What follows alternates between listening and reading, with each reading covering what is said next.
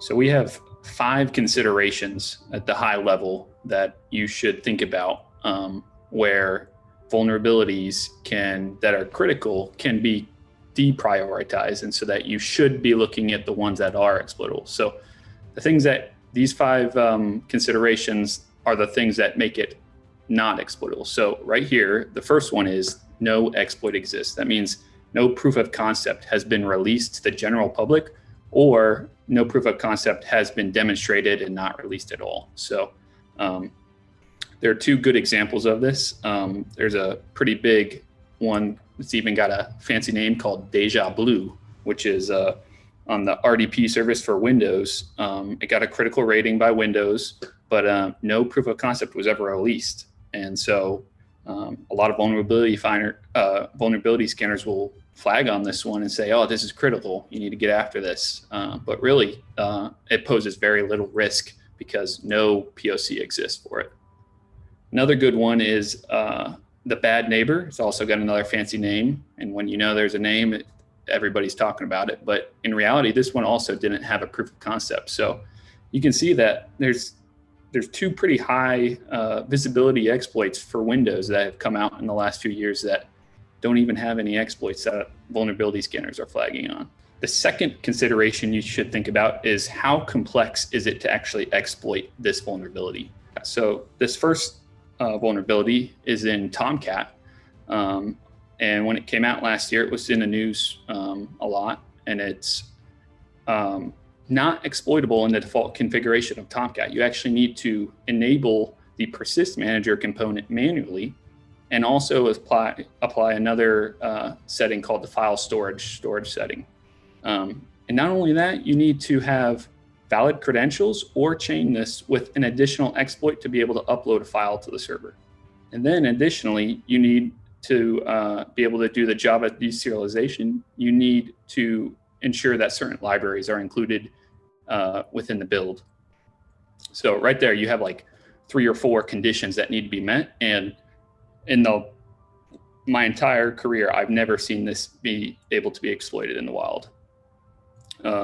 This next one is another good example, Apache ActiveMQ. I see it a lot in engagements, but in this case, there is an LDAP module that you can use, and it's not enabled by default, so you can configure it to work with your Active Directory credentials. But in this case, there was a authentication bypass in it if you did enable the LDAP module. But since the LDAP module isn't enabled by default, vulnerability scanners are going to flag this just based on the version.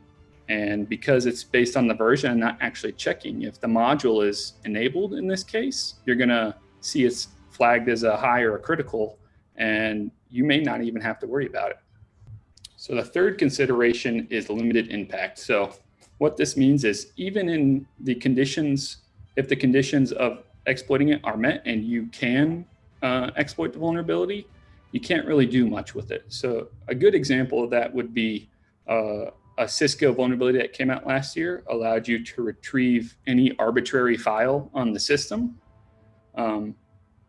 But the issue with this is there weren't really many sensitive files that you could retrieve through this vulnerability. So you're kind of left with just pulling back just the source code of different web directories. So you couldn't find any credentials, you couldn't do anything with that. So you're kind of left with basically nothing. So this would have been flagged as a high on a vulnerability scanner, and you wouldn't need to prioritize it because there's no sensitive information that can be retrieved. Another big one is the SMT unauthenticated third-party mail relay. This one is a critical, but you have to think about the impact in regards to where is this asset located. So if this asset was located external and anybody in the world could reach it, then that would actually be a pretty serious finding. But a lot of times when you're running your vulnerability scanner, you're running it inside your network where there is no routing available to the outside world. So what happens when you find this type of vulnerability inside your network? What does that do to the impact?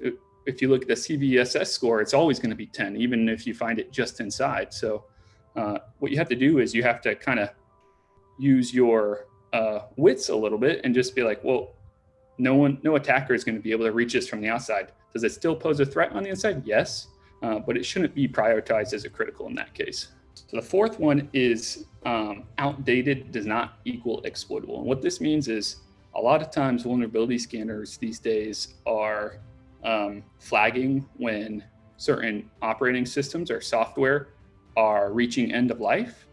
And that's good to know about. It's definitely something you should keep an eye on.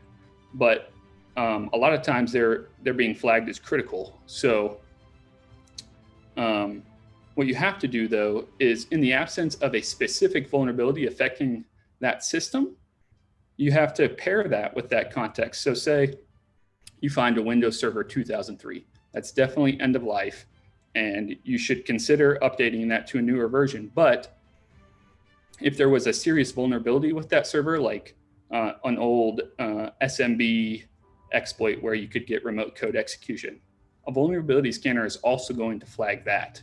So if you're only looking at a single finding for that asset and it's an outdated version of software, then you just need to use that context, understanding that, hey, there are no other risks with this asset. We should eventually upgrade this, but it doesn't pose an immediate risk. And the last consideration that you should think about is that it doesn't exist in the part of the software that is accessible to the attacker. So it's not accessible. In a lot of cases, there's a lot of vulnerabilities that exist in code. And in this case, there's a Intel CVE where it requires physical access. So do you really need to prioritize this at a high or a critical when the conditions are you have to be physically there? No, you don't have to worry about that as much.